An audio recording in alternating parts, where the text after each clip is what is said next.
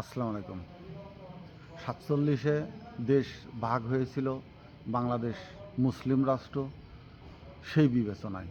কিন্তু বাংলাদেশ যে মুসলিম রাষ্ট্র, মসজিদ আছে, নামাজ পড়ে, সংবিধানে বিসমিল্লাহির রহমানির রহিম আছে, সবই ঠিক আছে।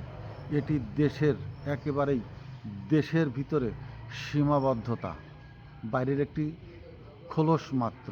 কিন্তু এটিকে বাস্তবায়িত করতে, এটিকে সমমানের করে তোলার জন্য, উচ্চতর একটি অবস্থানে নেওয়ার জন্য নার্ভের থেকে দেশের অভ্যন্তরীণ যে বেসিক্যালি কাজগুলো করা প্রয়োজন, সেটি কি কোনো সরকার করে দেখেছে না ভেবে দেখেছে?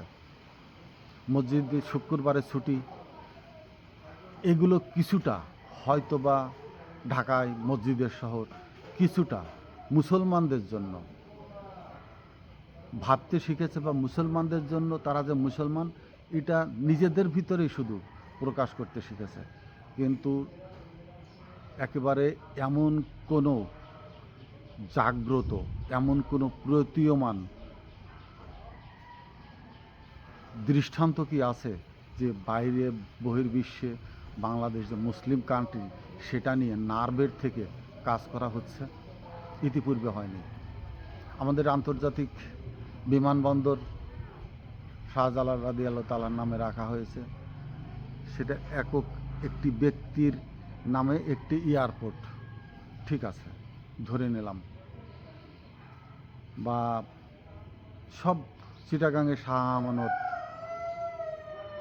আপনার সিলেটে শাহজালাল, ঠিক আছে, কিছু কিছু জায়গায় কাজ হয়েছে। কিন্তু এই কাজগুলোকে চূড়ান্ত রূপে আরও শক্তিশালী করে তোলবার জন্য আরও অভ্যন্তরীণ যে কাজগুলো ছিল সেটুকু কতটুকু কেউ ভেবে দেখেছে না বা করেছে কিনা?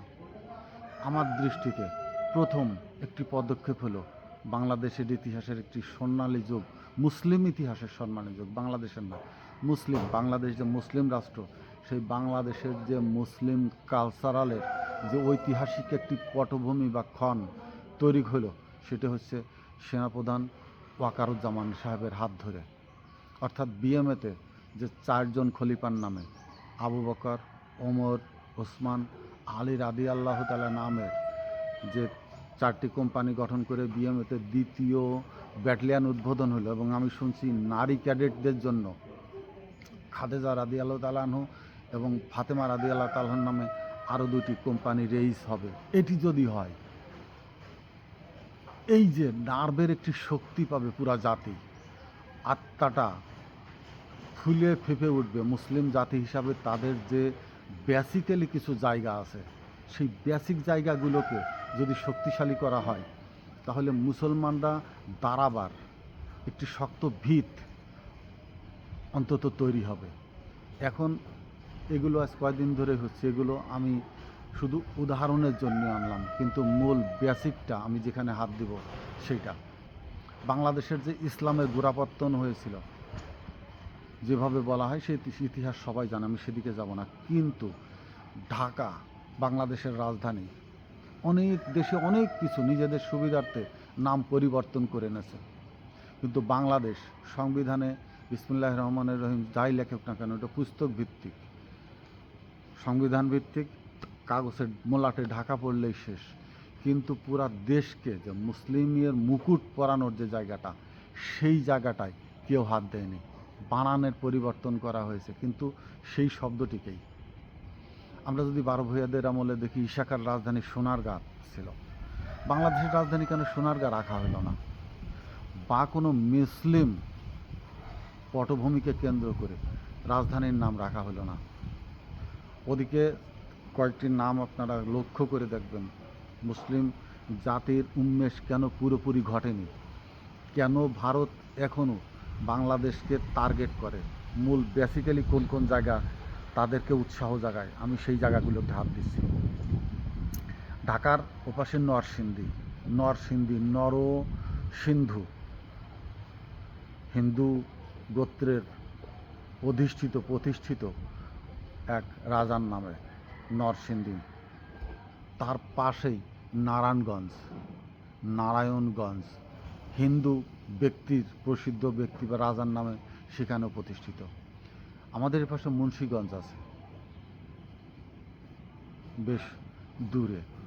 কিন্তু ঢাকার নামকরণ করা হলো ঢাকার একটি মন্দির, ঢাকেশ্বরী মন্দির, ঢাক বাজাইতো, ওইখানে ঢাক বাজতো, পূজা হতো, পূজা পার্বণ, ব্রহ্মপুত্রে তাদের সেই মূর্তি ফেলতো, তাকে কেন্দ্র করে ঢাক বাজিয়ে যে পূজা হতো সেই ঢাকেশ্বরীকে কেন্দ্র করে ঢাকা নামকরণ করা হলো।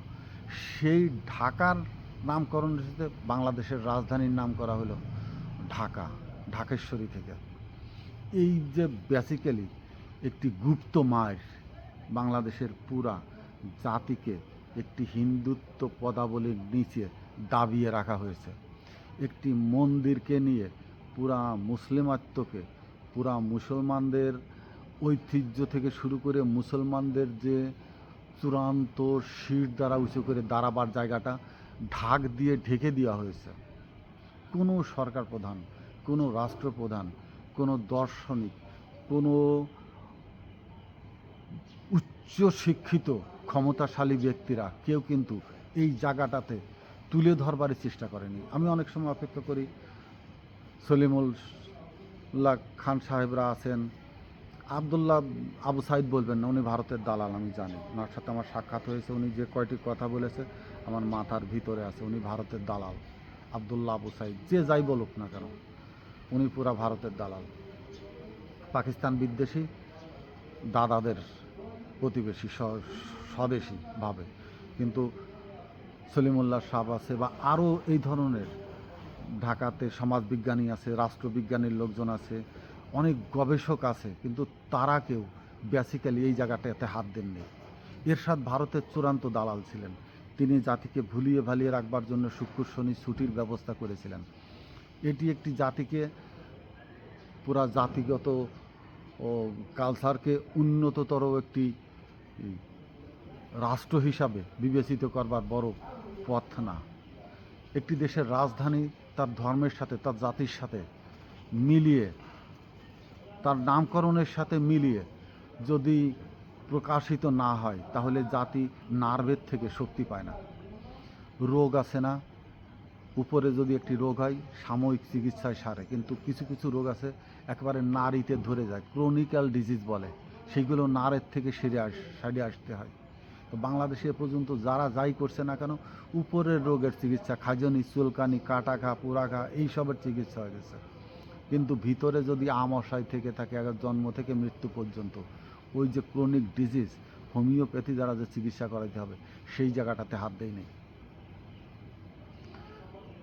বাইরের জেলা শহরের গোপালগঞ্জ বা এই ধরনের আরও হিন্দুদের সাথে যশোরের যশোধর সাহেবের নামে যশোহর, এগুলো কিছুটা মানানসই জেলার নাম হতে পারে, কিন্তু একটি মুসলিম ঘরওয়ানার মুসলিম রাষ্ট্রের রাজধানীর নাম হিন্দু সম্প্রদায়, যারা নাকি আমাদের দিকে বারবার চোখ রাঙায়, যারা আমাদের দিকে তর্জনী তোলে, দিল্লিতে বসে যারা এ দেশকে শাসন করতে চায়, তাদের তো এই জায়গাগুলোকে উৎসাহ যোগায়। এই নারায়ণগঞ্জ, এই বিভিন্ন নামকরণের জন্য শেখ হাসিনার বাড়ি কোথায়? গোপালগঞ্জ জেলা। এই নামকরণগুলোই তাদেরকে আত্মিকভাবে শক্তি যোগায়, উদ্বুদ্ধ হয় তারা। এই সব জায়গাতে পরিবর্তন আনতে হবে। অন্য কোনো দৃষ্টিকে আসুক আর না আসুক, অন্তত ঢাকা বাংলাদেশের রাজধানীর নাম, বহু দেশের, এই মিয়ানমারের নাম আমি তো কয়েকবার বদলাইতে দেখলাম আমার জন্ম থেকে পর্যন্ত। বার্মা, বিভিন্ন নাম পরে এখানে মিয়ানমার, রাজধানীর নাম, ভারতের রাজধানী কিছুদিন আগে নয়াদিল্লিতে স্থানান্তর করা হয়েছে, নয়াদিল্লি, দিল্লি নয়াদিল্লি।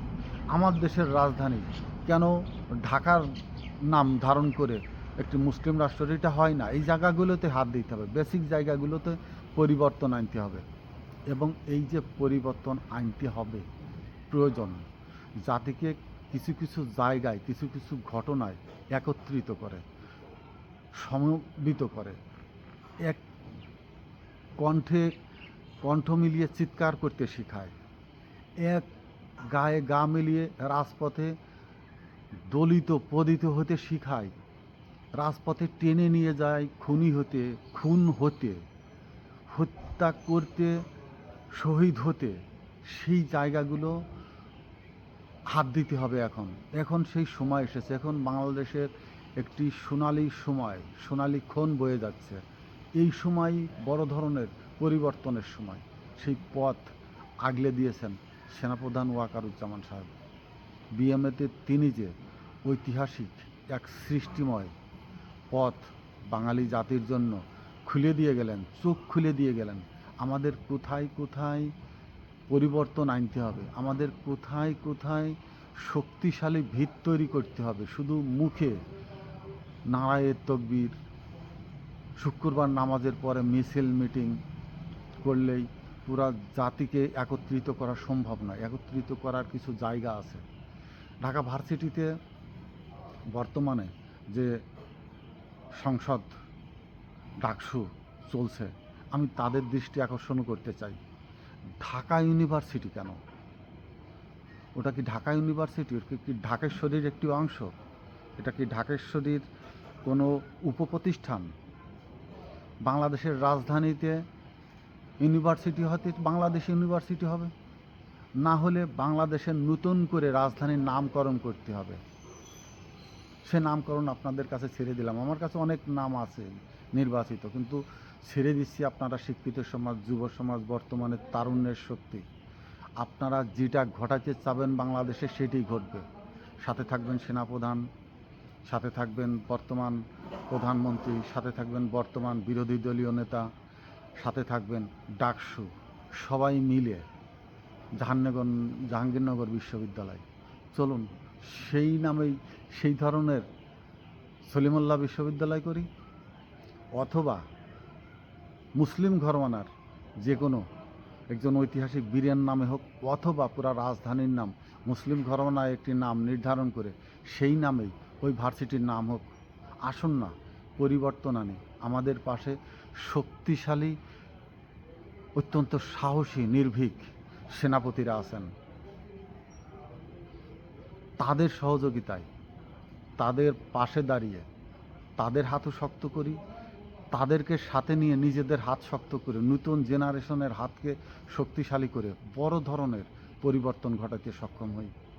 অনেক দালাল আছে, সুশীল আছে, তাদের ব্যাঘাত ঘটবে। যারা এখনও